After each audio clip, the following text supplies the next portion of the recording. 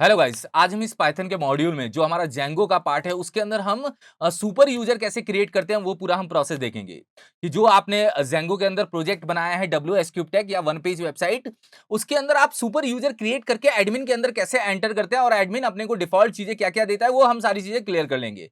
देखिए, super user को create करने की एक कमांड होती है, मैं आपको बता देता हूं, मैं बोल के Python manage.py create super user. Create super user word एक साथ लिखा जाएगा। जैसे ही आप वो लाइन कमांड पे जाके लिखेंगे, मैंने आपको पहले भी क्लियर कराया था कि manage.py सारी चीजों को मैनेज करेगी। जब ये लाइन आप कमांड पे जाके लिखेंगे तो वो कुछ आपसे इनपुट्स पूछेगा कि यूजर नेम, ईमेल, पासवर्ड। जैसे ही वो आप सारे इनपुट्स देंगे कमांड पे तो आपका यूजर क्रिएट हो जाएगा।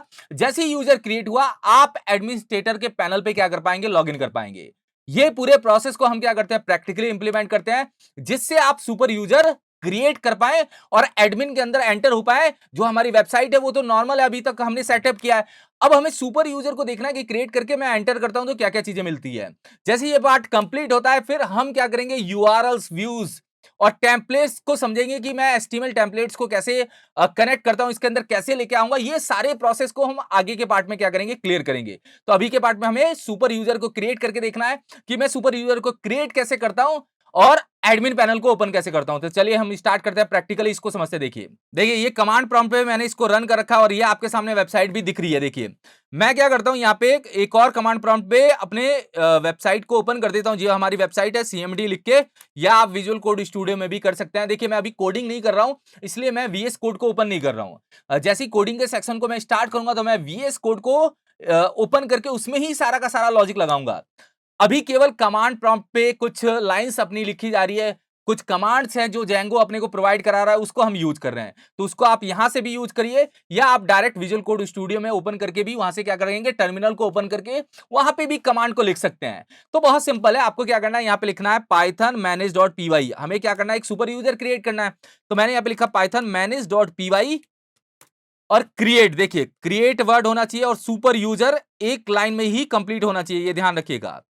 तो मैंने यहां पे लिखा Python manage.py create super user, enter आपको देना है। एंटर देते ही ये आपसे क्या करेगा, इनपुट पूछेगा। तो यूजर नेम में आपको क्या लिखना है, तो आप लिख दीजिए। जैसे यूजर नेम में मैंने लिख दिया कि एडमिन, यूजर नेम मैंने एडमिन लिखा। मैंने ईमेल लिख दिया testing@gmail.com। पासवर्ड आप अपने अकॉर्डिंग कुछ भी रख सकते हैं। मैं यहाँ पे testing@123 नॉट दे रहा हूं। एक बार देखिए, मैं यहाँ पे testing@123 नॉट दे रहा हूं। देखिए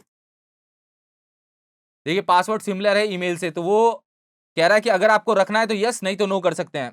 यस कर देते हैं एक बार। यस करते ही सुपर यूजर आपका क्या हो जाएगा, क्रिएट हो जाएगा। तो यहाँ पे देखिए सुपर यूजर को हमने क्या कर लिया, क्रिएट कर लिया। पहले हमने यूजर नेम दिया एडमिन, फिर हमने क्या दिया, ईमेल दिया, फिर हमने पासवर्ड दिया, फिर हमने कंफर्म पासवर्ड दिया। दोनों मैच कर गए। वो पूछ रहा है कि आपको सिमिलर रखना है, तो ठीक है। मैंने कहा यस, हमें सिमिलर रखना है और मैंने यहाँ पे सुपर यूजर को क्या कर दिया, क्रिएट कर दिया। जैसे ही आपका सुपर यूजर क्रिएट हो जाएगा, देन आप एडमिन पैनल को क्या कर सकते हैं, ओपन कर सकते हैं। उससे पहले मैं आपको बताता हूं कि जो हमने सुपर यूजर क्रिएट किया उसकी एंट्री कहां पे हुई है। देखिए ये डीबी ब्राउजर हम यहां पे क्या कर लेते हैं, ओपन कर लेते हैं, जो अपना डीबी ब्राउजर है। अब देखिए मैं यहां पे जाके क्या करता हूं, फिर से डेटाबेस को ओपन करता हूं। ये अपना डेटाबेस है।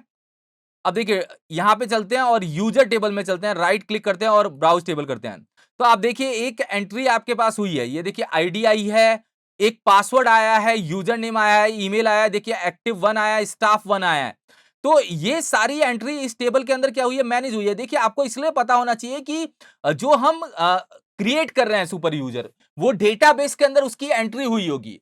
तो कौन से टेबल उसकी एंट्री को मैनेज करता है। मान लो आपको कभी कस्टम क्वेरी लगानी पड़ गई, आगे चल के जेंगो के अंदर हम रॉ क्वेरी का यूज करते हैं। तो अगर आपको टेबल का नाम नहीं पता होगा तो आप क्वेरी को कैसे लगाएंगे, क्योंकि ये क्लियर आपको पता होना चाहिए। देखिए पासवर्ड तो वो क्या कर रहा है, इंक्रिप्ट करके रख रहा है, मगर पासवर्ड के अलावा जो चीजें है वो सारी आपको क्या कर रहा है, बता रहा है। देखिए 1 एडमिन, testing 1, ये सारी चीजें वो अपने को क्या कर रहा है, क्लियर कर रहा है। तो अब हम इसके थ्रू क्या कर सकते हैं, लॉगिन कर सकते हैं। तो लॉगिन करने के लिए जो हमने वेबसाइट यहाँ पे रन कर रखी है, आपके सामने दिख भी रही होगी, ये एडमिन है और ये अपनी वेबसाइट है जो मैं अलग टैब में क्या कर रहा हूं, ओपन कर रहा हूं। देखिए ये वेबसाइट मैंने अलग टैब में क्या कर दी, ओपन कर दी।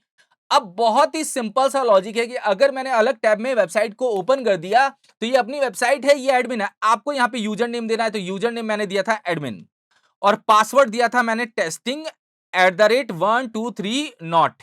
टेस्टिंग का टी कैपिटल दिया था और मैं यहाँ पे क्या करता हूं, लॉग इन कर लेता हूं। देखिए लॉगिन करते ही मेरा डैशबोर्ड मेरे सामने ओपन हो जाएगा। तो यहां पे भी दो चीजें मिलती है आपको, एक चीजें मिल रहा है कि आपका वेबसाइट मिल रही है और एक चीज आपको एडमिन पैनल मिल रहा है। देखिए हम वहां पे टेम्पलेट्स बनाएंगे, इधर की साइड मॉड्यूल्स बनाएंगे, पर सुपर यूजर क्रिएट करने से वो एडमिन के अंदर कैसे आया, ये पूरा लॉजिक मुझे बताना था। तो कुछ चीजें वो अपने को देता है, जैसे मैं यूजर्स पे क्लिक करूंगा तो एक यूजर यहां पे दिख रहा है। एक यूजर क्यों दिख रहा है मैं आपको क्लियर करता हूं, क्योंकि हमने एक ही यूजर अभी तक बना रखा है। तो यहां पे देखिए ग्रुप पे क्लिक करेंगे तो ग्रुप अभी कोई भी नहीं बने हुए, नॉर्मल यहां पे 0 दिख रहा है। तो क्लियर लॉजिक है कि ये अपने को दो ही चीज देता है, एक ग्रुप और एक यूजर। हम जब काम करेंगे आगे की साइड वेबसाइट को बनाएंगे, जब हम डायनेमिक का प्रोसेस अप्लाई करेंगे, तो मैं आपको क्लियर कर देता हूं कि हमें एडमिन के अंदर मॉड्यूल बनाना पड़ेगा और मॉड्यूल के लिए हमें मॉडल्स बनाने पड़ेंगे, माइग्रेशंस करना पड़ेगा। जब मैं बात करूं कि मुझे अपनी वेबसाइट पे मान लीजिए कोई प्रोडक्ट दिखाना है, तो प्रोडक्ट दिखाने के लिए एडमिनिस्ट्रेटर लॉगिन भी तो करना चाहिए, एडमिन की साइट का ऑप्शन तो होना चाहिए ना। तो एडमिन लॉगिन करके क्या करेगा, यहां से प्रोडक्ट ऐड करेगा और वो आपकी वेबसाइट पे क्या हो जाएगा, डिस्प्ले हो जाएगा। तो वेबसाइट टू पार्ट्स में डिवाइड होती है। एक आपका क्या होता है, मेन यूआरएल जो वेबसाइट यूजर को दिखने वाली है, अभी ये पूरा चेंज हो जाएगा। यहां पे हम अपना डिजाइन लेके आ जाएंगे आगे की साइड। और एक होता है एडमिन पैनल, जहां से क्लाइंट क्या करता है, डेटा को ऐड करता है और वो आपका डेटा वेबसाइट पे क्या हो जाता है, डिस्प्ले हो जाता है। तो एडमिन पैनल को ओपन करने के लिए आपको सुपर यूजर क्रिएट करना पड़ेगा। यहां पे ऐसा लॉजिक नहीं है कि मैं पहले से क्रिएट करके दे दूं, नहीं, आपको सुपर यूजर क्रिएट करना पड़ेगा। जब आप सुपर यूजर को क्रिएट कर लेंगे, देन आप एडमिन को ओपन कर सकते हैं और ये साइड होगी वेबसाइट की। और यहां पे हम क्या करेंगे, अभी टेम्पलेट्स, एचटीएमएल के, सीएसएस के लॉजिक्स, उन सबको हम यहां पे क्या करेंगे, क्लियर करेंगे कि आप इसको कैसे मैनेज करते हैं। तो अभी के पार्ट में केवल ये बताना था कि आपने सुपर यूजर को कैसे क्रिएट किया, एडमिन पैनल को कैसे ओपन किया और सुपर यूजर की कमांड क्या थी, Python manage.py create super user, और उसके थ्रू आप लॉगिन करके एंटर कैसे हुए। क्योंकि अब इसका काम अभी बाद में ही आएगा, ध्यान रखिएगा, जो एडमिन का काम है वो आगे की साइड ही आने वाला है। बस ये अभी ओपन करके दिखाना था, इसलिए मैंने अभी क्लियर कर दिया। अभी जो हम काम करेंगे वो प्योर वेबसाइट के ऊपर ही करेंगे, क्योंकि वेबसाइट के ऊपर टेम्पलेट्स को दिखाना, राउट्स को बनाना, यूआरएल्स को बनाना, ये सारी चीजें हम आगे के पार्ट्स में क्लियर करेंगे। जो मेन एडमिन है वो आगे आएगा, बहुत आगे आएगा, जब हम मॉडल पे काम करेंगे। तो अभी जो मैंने आपको क्लियर किया वो आपके सामने बिल्कुल क्लियर हो गया होगा कि आप सुपर यूजर क्रिएट करके एडमिन पैनल को कैसे ओपन करेंगे। Thank you so much guys.